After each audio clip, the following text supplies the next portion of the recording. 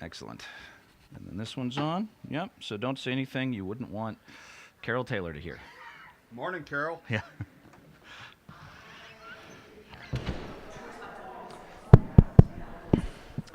Okay. Sorry for the delay.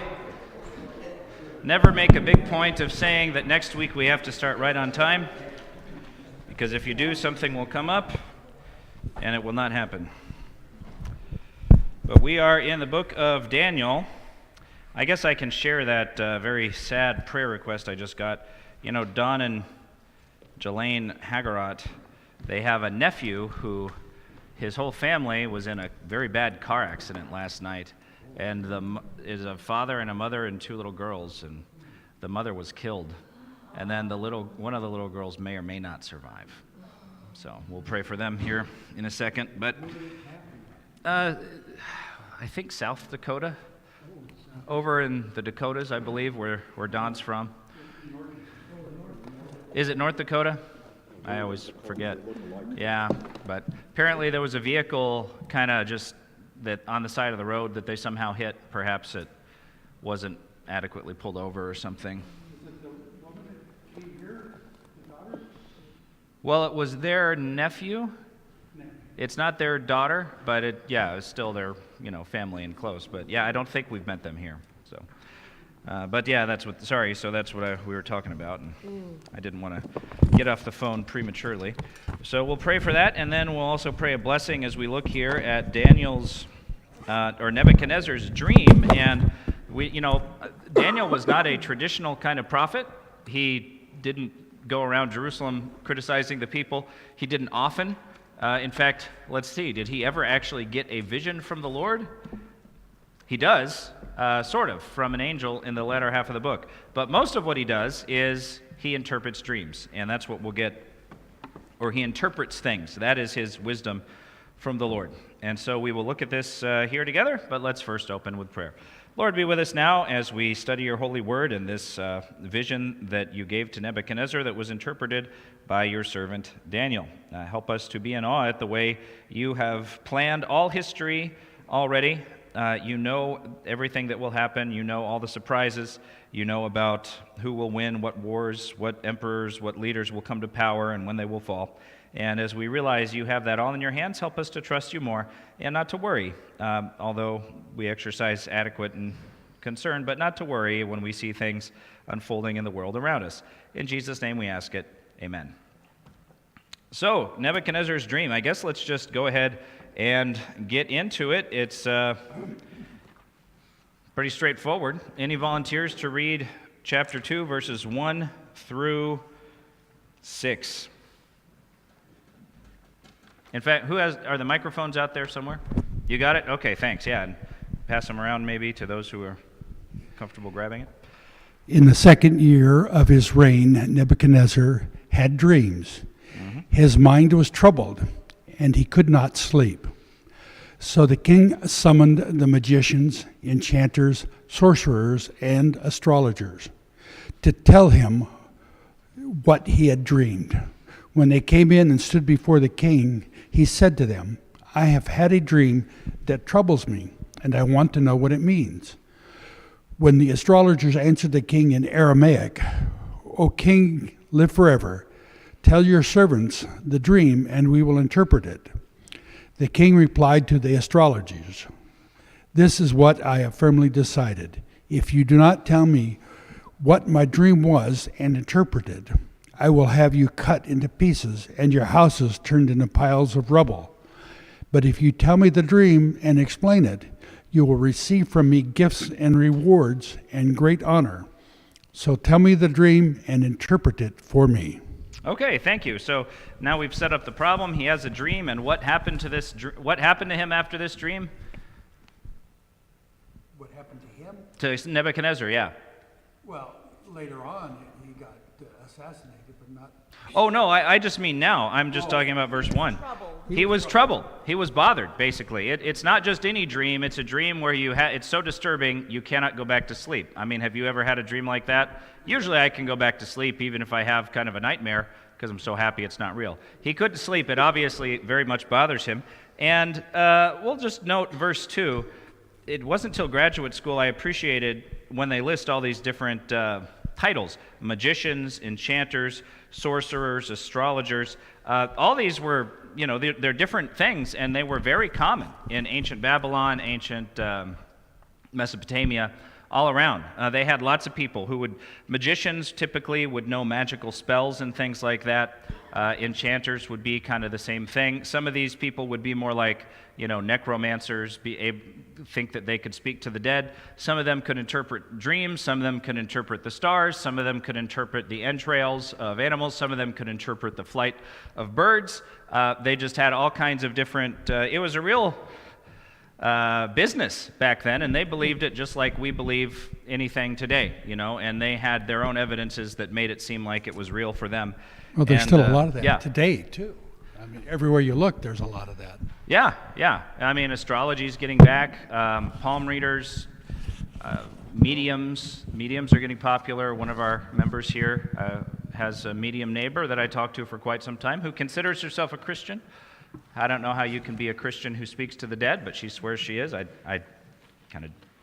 think that goes against the Bible. Anyway, so they had all these different people who were employed by King Nebuchadnezzar, and he wants them to interpret the dream. But question one here, perhaps he had a problem with his wise men pulling the wool over his eyes on a previous occasion. We don't really know exactly what prompts him to do this. Maybe he's just in a bad mood. Maybe he's just tired of all the pretense and all the fakeness. But he says, no, actually, I'm not going to tell you the dream, and you interpret it. And, of course, why isn't he going to do that? What?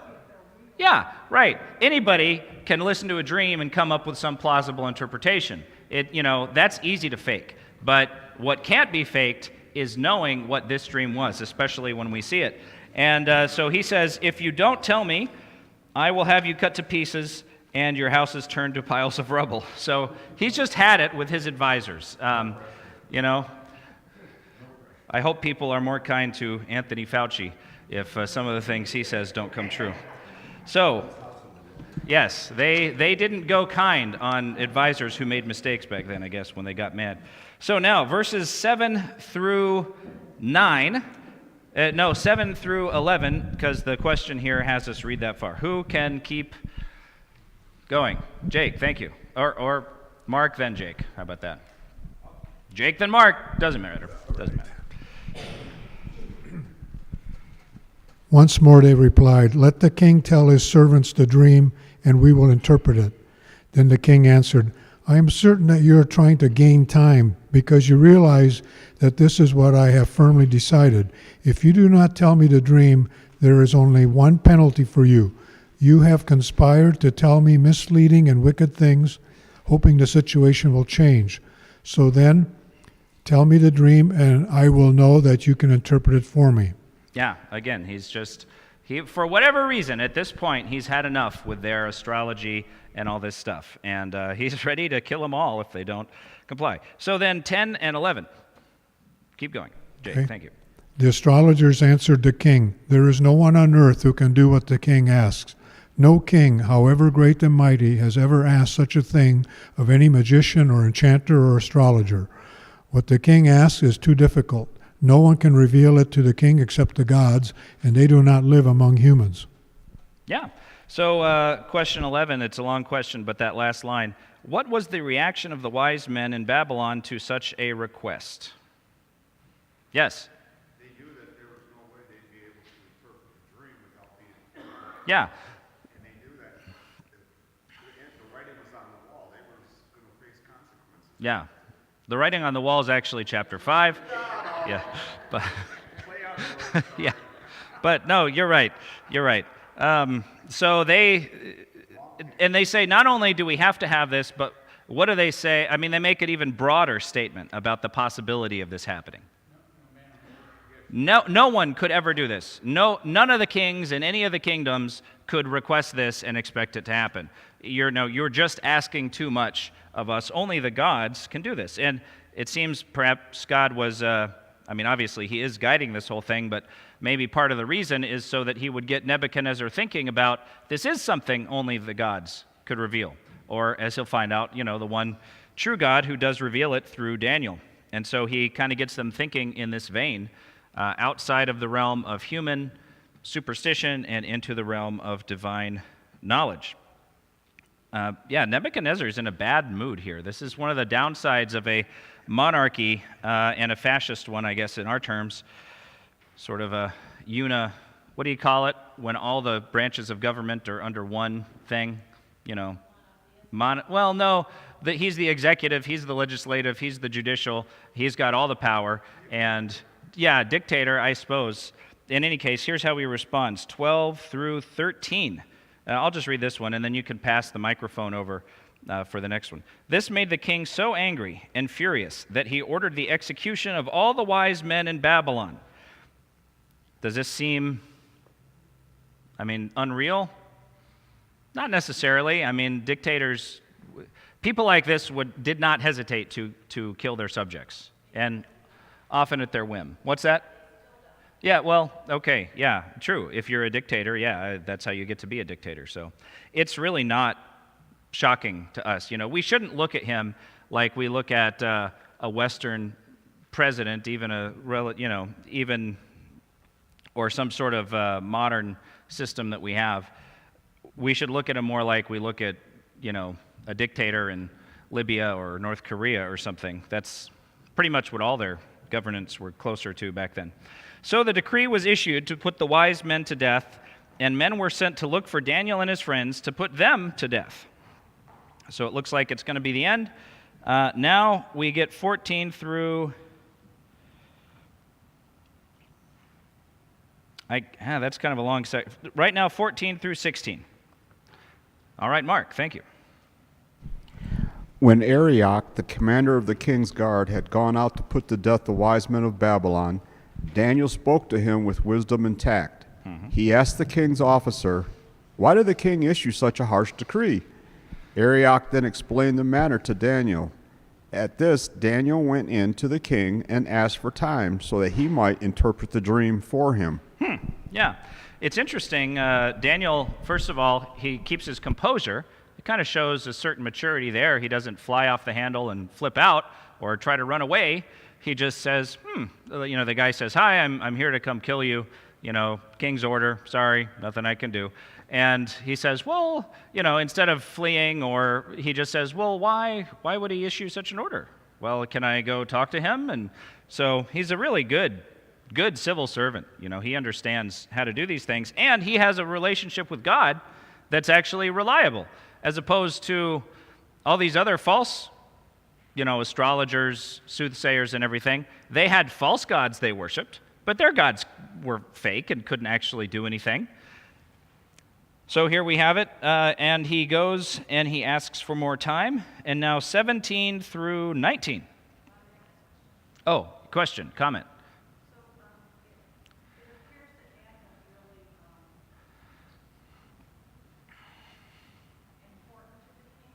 Mm-hmm. Yeah, and remember at the end of last week we saw in every matter about the wisdom and understanding about which the king questioned Daniel and his three friends, he found them 10 times better than all the magicians and enchanters in his whole kingdom. Kind of shows you that it sounds like these enchanters and magicians weren't all that impressive, but that's what they had. That's their false religion they worshipped, and so they just kept them around. All right, so keep going. We'll go for speed here, 17 through 19. Then Daniel returned to his house and explained the matter to his friends Hananiah, Mishael, and Azariah. He urged them to plead for mercy from the God of heaven concerning this mystery, so that he and his friends might not be executed with the rest of the wise men of Babylon. During the night, the mystery was revealed to Daniel in a vision. Then Daniel praised the God of heaven and said, So notice, what's a good way to handle a problem, even a life-threatening seeming disaster? Pray, and not just pray, but get together some friends and pray.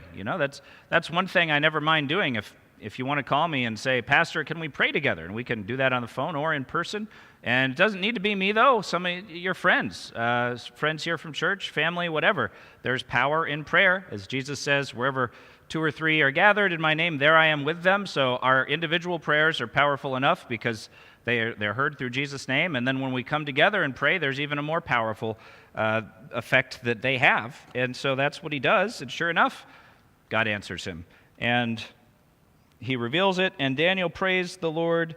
I will read this because I want to comment on some things. Praise be to the name of God forever and ever.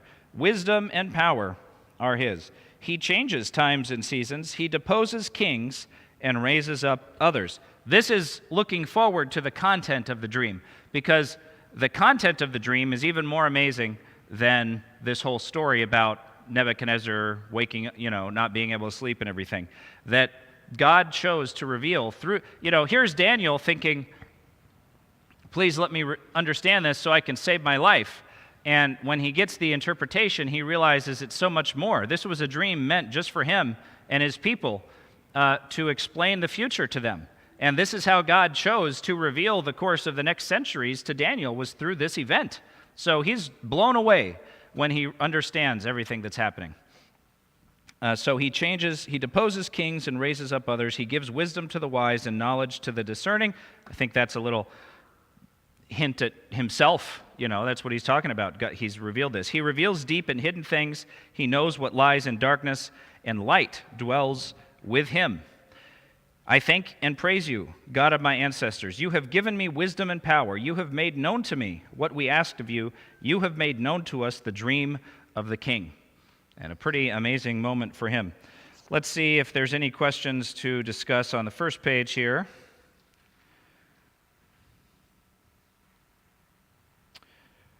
I'd say it's all kind of a cliffhanger. I suppose question 2 we should look at. The response of the wise men to Nebuchadnezzar set up a showdown between the gods of Babylon and the true God. This kind of showdown repeats itself throughout the book of Daniel. When Daniel found out about the sentence, what did he do? Again, yeah, exactly. And so, but the showdown aspect is what I think we should highlight. This is really showing that the Judean God is the one true God, Yahweh, the Lord. He's the real one. And it doesn't matter how big your empire is or how big your idols are of your false god. It's not real. It's nothing. There's one true God. And even if his people are small and persecuted and seem unimpressive, he's still the real God, and he's the one with all the power. So now we get to the interpretation of the dream. 24 through 30, longer section. Yeah, sure. Pass it to someone else. Anyone else like to read? Thank you, Mark. Mark Redlosk to Mark Galkey. Good name, Mark. What was it again? 24 to where? 24 to 30. Thank you. Daniel interprets the dream. Then Daniel went to Aronach, who the king had appointed to execute the wise men of Babylon, and said to him, "Do not execute the wise men of Babylon. Take me to the king, and I will interpret his dream for him." Aronach took Daniel to the king at once and said, "I have found a man among the exiles from Judah who can tell the king what his dream means." The king asked Daniel, also called Belteshazzar, "Are you able to tell me what I saw in my dream and interpret it?" Daniel replied, "No wise man, enchanter, magician, or diviner can explain to the king the mystery he has asked about.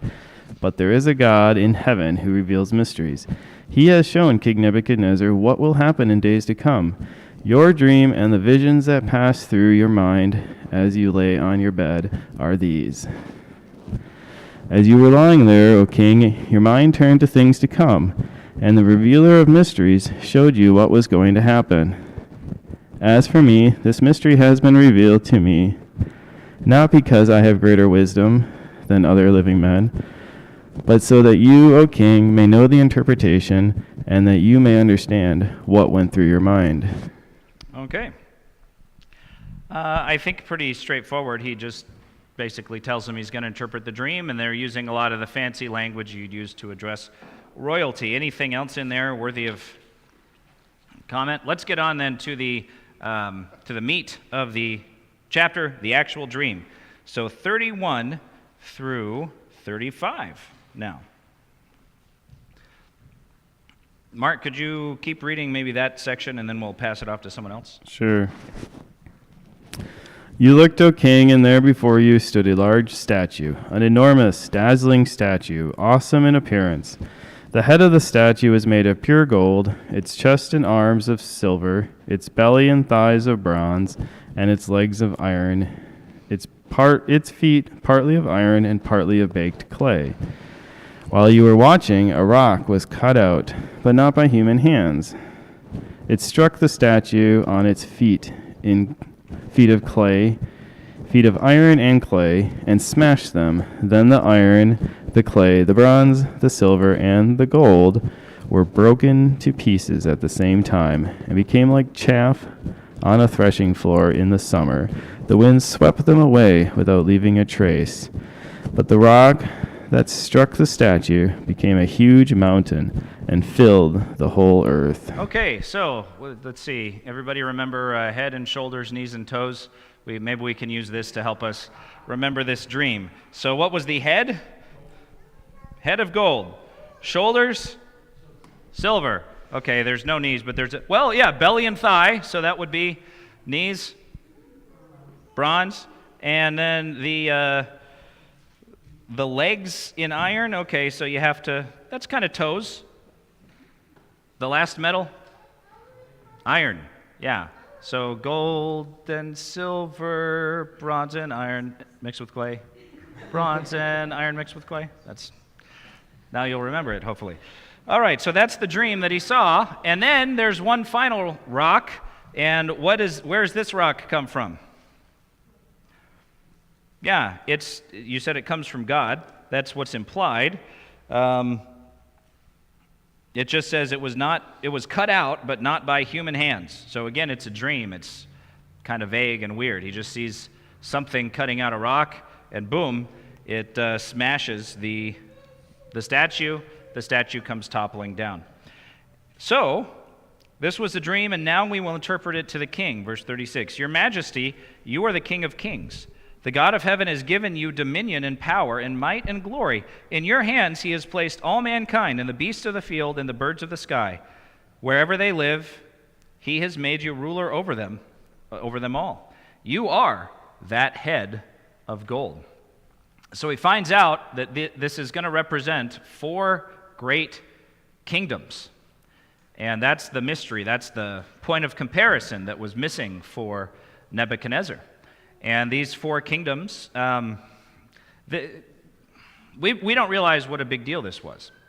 Before Babylon and Assyria, there were not big empires like this that dominated so many other of their neighbors and incorporated them into an empire so that they weren't just vassal states, but they're actually territories within an empire.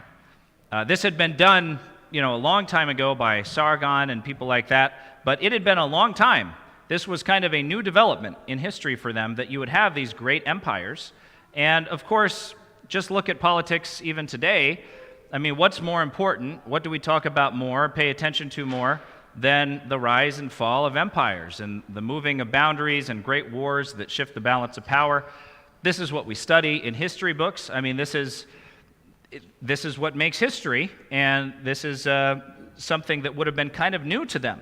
They had been living in sort of a local world, and their world was becoming more international, especially now as they're taken away from little rural Judea, and the Jews are going to be living in Babylon, the center of power, the most important city. Even after the other nations will take it over, Babylon will continue to be the most important city in some ways for some of these empires. So, he has the first kingdom. And what do we call this kingdom? The head of gold. What kingdom did Nebuchadnezzar rule over? Babylon. The name of it is Babylon. So there's 4 kingdoms we're going to have here. He doesn't name them, but we can figure out what they are through history. So, after you, 39, I'll read in case I want to stop and mention something. Another kingdom will arise, inferior to yours. That's nice of him to say. Depending how you look at it, the next kingdom to rise was the Medo-Persian Empire. That's what we call it. Sometimes it's just called the Persian Empire. You know any of the famous Persians? Do you know any Persian names here?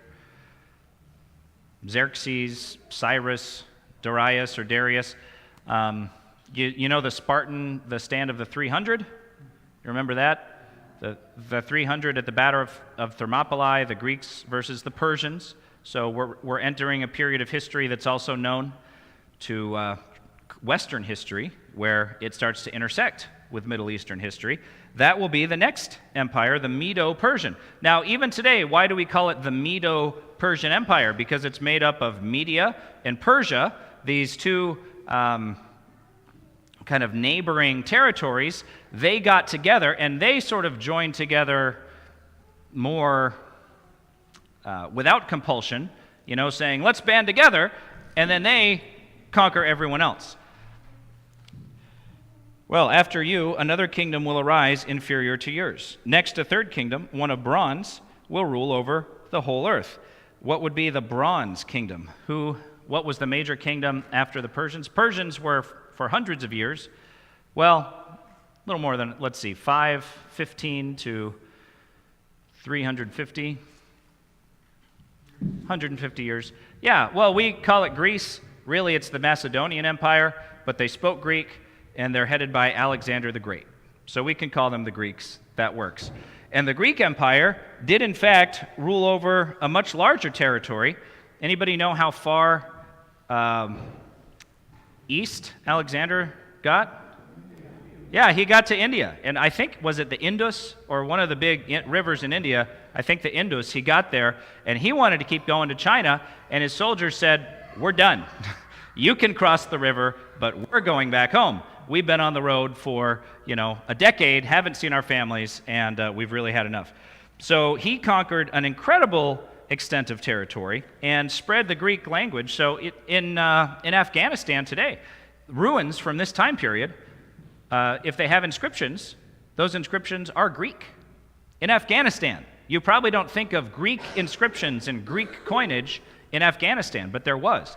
A huge empire, but of course, Alexander died. His empire was divided into 4 parts, 3 large parts and 1 tiny part, but that whole ruling system of the Greeks is looked at as one more empire, and that's the Hellenistic period, it's sometimes called.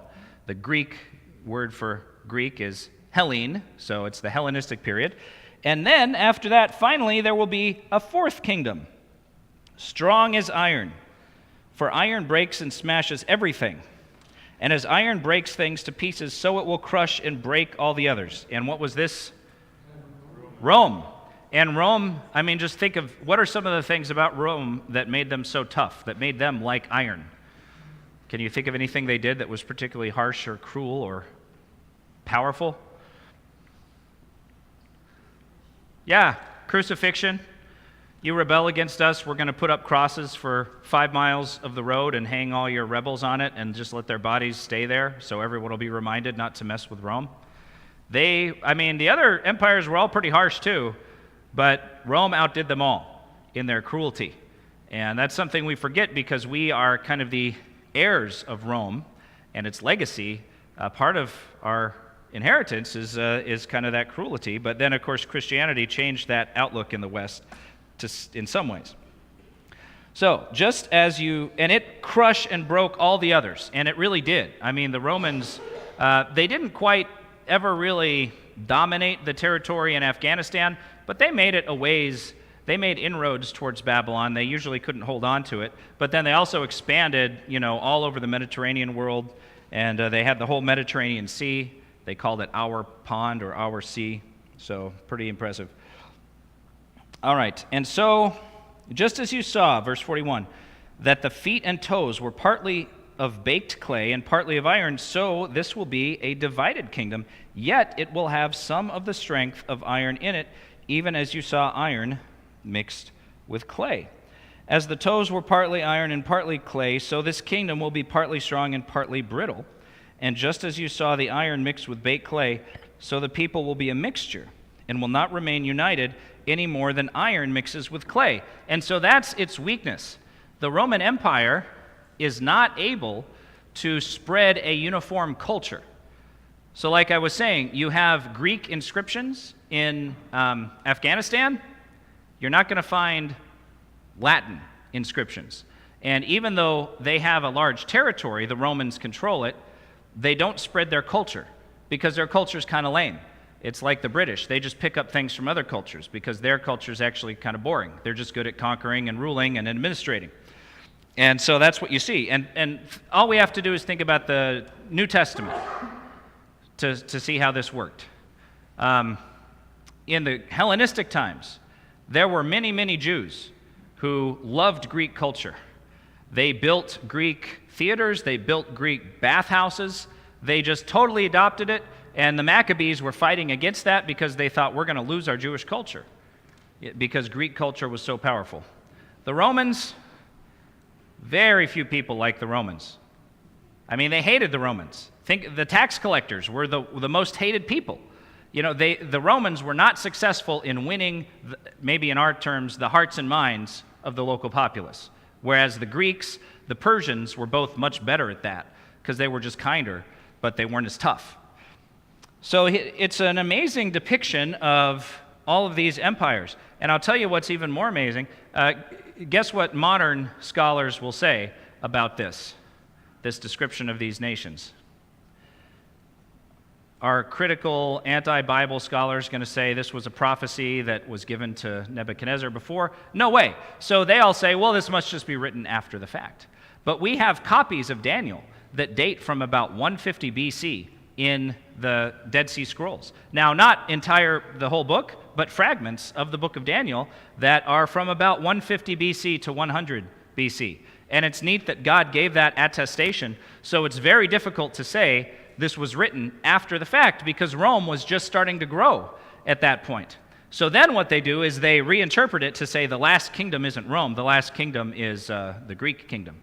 But that doesn't work either. So if you really take it seriously, and if you dig into it, and you can go check that information about Daniel, it's readily available on the internet. It's an amazing attestation to how God's word is predictive.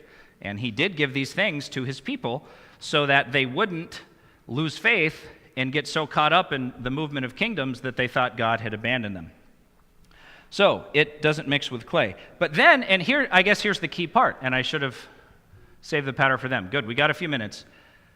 He tells them that the Messiah, basically what we're about to read, is saying the Messiah will come.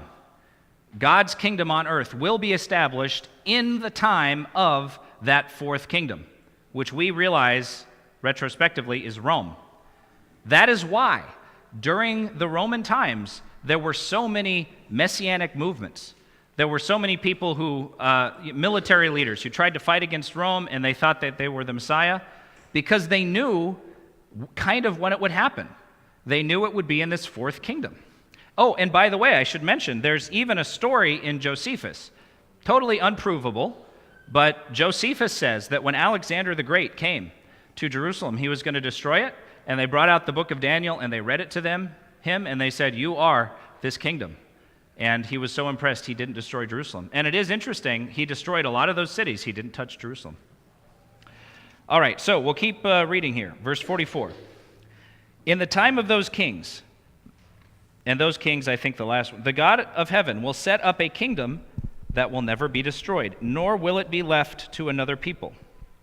It will crush all those kingdoms and bring them to an end, but it will itself endure. This is the meaning of the vision of the rock cut out of a mountain, but not by human hands. A rock that broke the iron, the bronze, the clay, the silver, and the gold, to pieces. The great God has shown the king what will take place in the future. The dream is true, and its interpretation is trustworthy. So, what is God going to bring about? Yeah, a kingdom. A kingdom that will never be destroyed, and never left to another people. A kingdom that will last forever, and it will dominate all other kingdoms. Now, Nebuchadnezzar probably thought that meant a military domination, but we now know it's the church, it's God ruling through his word, through faith in the hearts of people who follow him. And there are, in fact, Christians in all these places, in all the territories where these nations were. Those nations are gone. There are still Christians. Even if there's not many Christians in some of these places, they're still there, and they've been there, and they'll always be there until the last day when God, when the meek shall inherit the earth, and God's kingdom gets to take over the whole thing again. So that is a pretty remarkable prophecy, and we're going to get one more coming, I think, in chapter 7 is where we get the four beasts, and we get even more detail about these four kingdoms. Yes?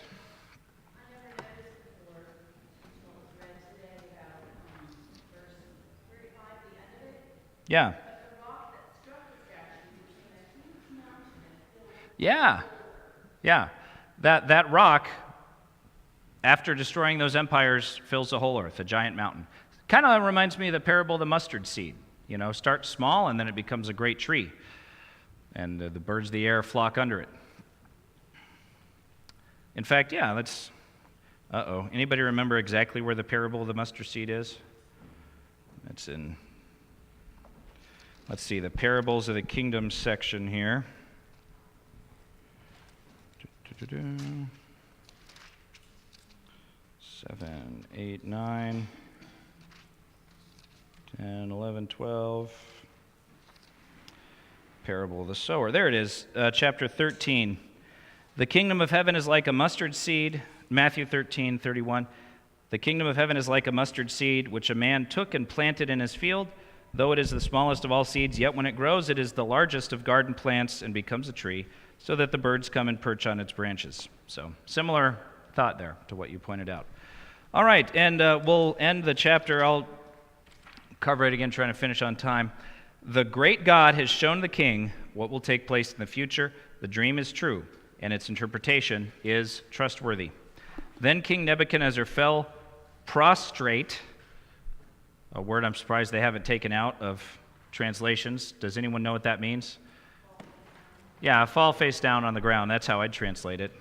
That word is likely to be, I think, misunderstood by more than correctly understood. Fell prostrate before Daniel and paid him honor and ordered that an offering and incense be presented to him.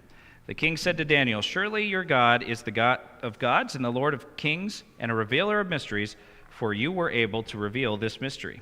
Then the king placed Daniel in a high position and lavished many gifts on him. So before Daniel, he recognized his wisdom, but it doesn't say he was promoted to the highest point in the kingdom. Before he was just very impressive with his wisdom, but he and his buddies were still pretty young. They're not going to be in charge of Babylon. But now, God uses this dream and this event to put Daniel into this coveted, important position where he can represent the Jewish people and kind of see God's hand in history. So he placed Daniel in a high position and lavished many gifts on him. He made him ruler over the entire province of Babylon and placed him in charge of all its wise men. Must have been an interesting position to be in. These wise men don't sound like the most impressive bunch. So now he's, and no wonder that they end up hating him later and trying to kill him. That's what happens when kind of a driven, competent, intelligent person comes in and tries to reform a bloated, incompetent bureaucracy. And that's what we'll see in the next two chapters. But moreover, at Daniel's request, the king appointed Shadrach, Meshach, and Abednego administrators over the province of Babylon, while Daniel himself remained at the royal court. Now, what's interesting, he's ruler over the entire province of Babylon. That's the center. That's the main province in this great empire. It's where the city of Babylon was. It's where the heart of their religion. It's where the palace was. And so Daniel is no longer just going to be in charge of, let's say, the Judeans. That wouldn't be a surprise. He is from Judea. But he is now in charge of the most important province, and he's in the king, and he has his three buddies overseeing that. It's kind of like, you know, the mayor of Washington, D.C. has more power than the average mayor. You know, it's kind of like that. And so it would be like Daniel is now the president's, I don't know, chief of staff or something like that, and the administrators his three buddies are running Washington, D.C., pretty important positions. And he's in the royal court. So we got through that rather quickly, and if you thought that was exciting, just wait for chapter 7. Yes? Uh-huh.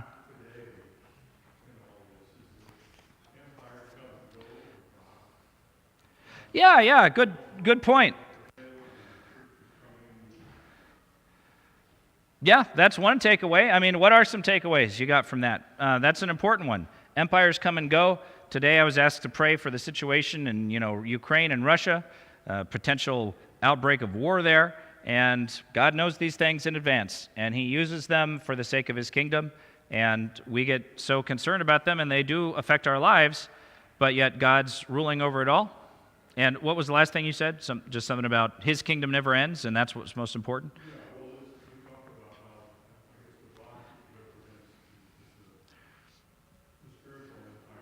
Yeah.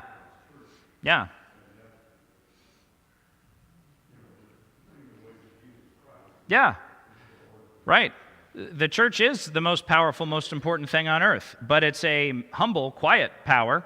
It's a different kind of power, but like just quoted in the Beatitudes, the meek shall inherit the earth. So being here, being part of church might seem like just some small thing to do, but it's, you're just as important as if you were sitting in the halls of Congress or, at the Capitol in Kiev or wherever, making important decisions.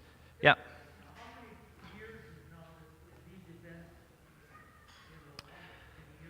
Centuries. So 586 is when the Babylonians took, 612 or 605 is when the Babylonians took over their empire. Then you've got the Persians took over in 512, about 100 years later. Then you've got the Greeks took over in about 340 BC, so the Persians ruled about 150 years. Then the Romans kind of very slowly conquered, starting at about 50 BC, this region. And then the Romans, depending if you count the eastern half of the empire, they ruled until about 400 AD or 1500 AD when the Turks finally took the Constantinople at that time. Yeah, so any other takeaways real quick, then we'll end. Any encouragements for your faith you got from this chapter?